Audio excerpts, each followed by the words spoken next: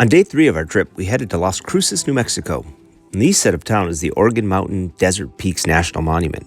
We started the day with the hike of the Dripping Springs Natural Area. The hike leads to the ruins of a former resort, and of course, a dripping spring, that like everything in the Southwest, this spring isn't dripping. We immediately spotted the green-tailed towhee, which is described as secretive and elusive because of its love for dense cover, hence the poor quality photos. This is actually their winter range, as they are fully migratory.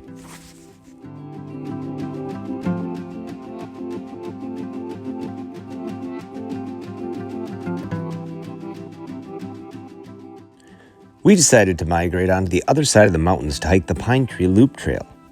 As we were driving, a pair of quail shot across the road. I immediately pulled over and hesitantly went into the grass after them. I say hesitantly because we had just seen a rattlesnake crossing the road right before the quail. I was delighted to see they were scaled quail. Unfortunately, they only gave me a second for a photo. The Pine Tree Loop Trail was beautiful, but the family's birding enthusiasm was waning, and I only got a photo of the canyon towhee.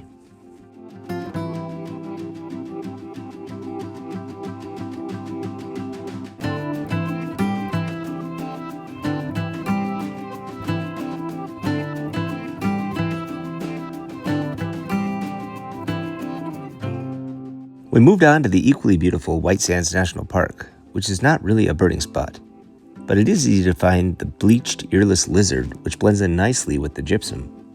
If only they could conceal their tracks. I, on the other hand, did not blend in. The next morning, I got this shot of the sunrise over the Organ Mountains while I waited for a new tire at the Las Cruces Walmart.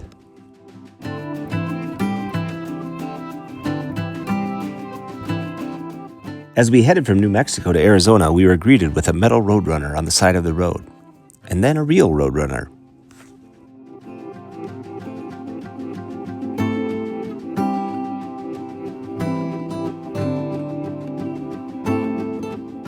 Notice the distinctive point where he raises his tail to say, "Meep meep."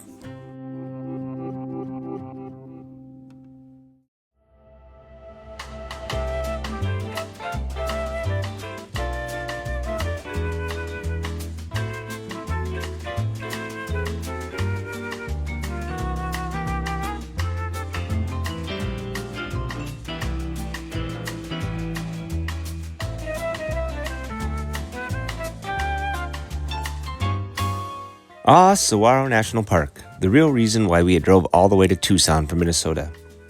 I wouldn't come here in the summer, even though the cacti bloom in June. It was already plenty hot in late March, but the number of cacti do not disappoint. If you study the tops of them, you will find cactus wren and curb-billed thrashers hanging out in the tops of many. They seem to be up there just for the purpose of singing. The cactus wren is larger than other wrens by far. The curb-billed thrasher turned out to be a very common bird at both the east and west side of the park.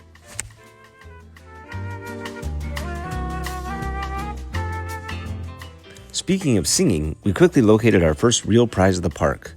The Perluxia is a desert cardinal with a similar but slightly more piercing song. Of the desert birds, I consider the Perluxia the second most difficult to spell.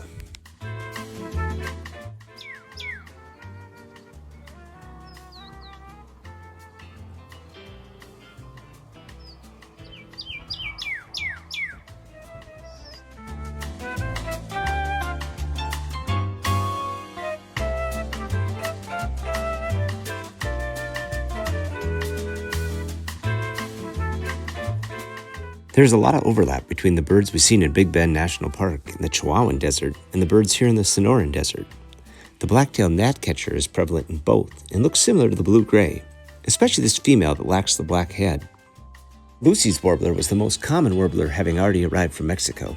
As far as warblers go, it is a boring one, but it is active and usually singing. This bird, along with the verdin, was our most common heard but not seen bird. And the most difficult to spell is the unique Phainopepla. They are a flycatcher, but they are here in the desert for the winter to eat the mistletoe berries. They are highly territorial, guarding their mistletoe as they nest here from February until April. Then they move to higher elevations when it gets hot and nest again. It's a good plan when you live in Tucson, as they have the option to hit up the Sky Islands and cool off.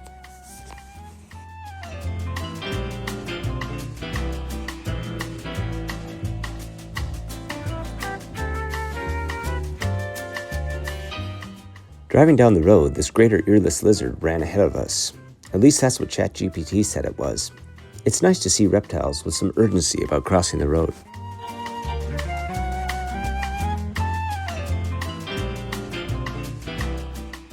While we spotted the curve-billed thrasher and the black-throated sparrow at the scenic Javelina Rocks pull-off, I was a little preoccupied, as this was the portion of the trip where the van was acting up and not wanting to shift into reverse.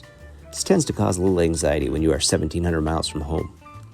Fortunately, it behaved the rest of the trip. We moved on to Saguaro West, where we finally had some Gila woodpeckers to photograph. The Gila is mainly a Mexican species, but southern Arizona is the one place you can find them. Apparently, gilded flickers also love the cactus, but are less common.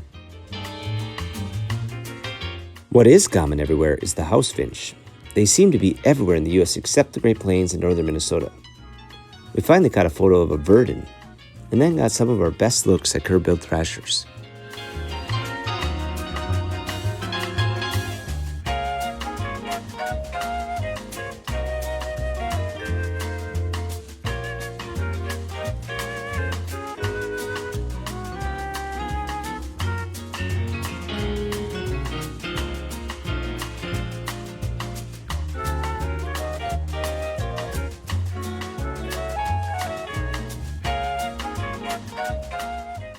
Driving out of the park, we spotted more Gila woodpeckers and some desert blooms.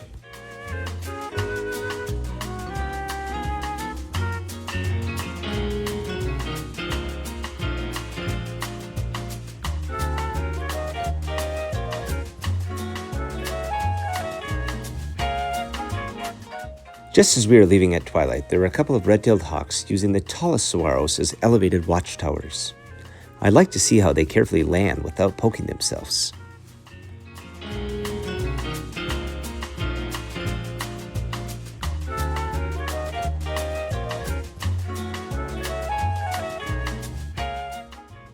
I leave you with a sunset from Gates Pass, and we'll see you next time when we head north to Mount Lemmon and south to Madera Canyon. Thanks for watching.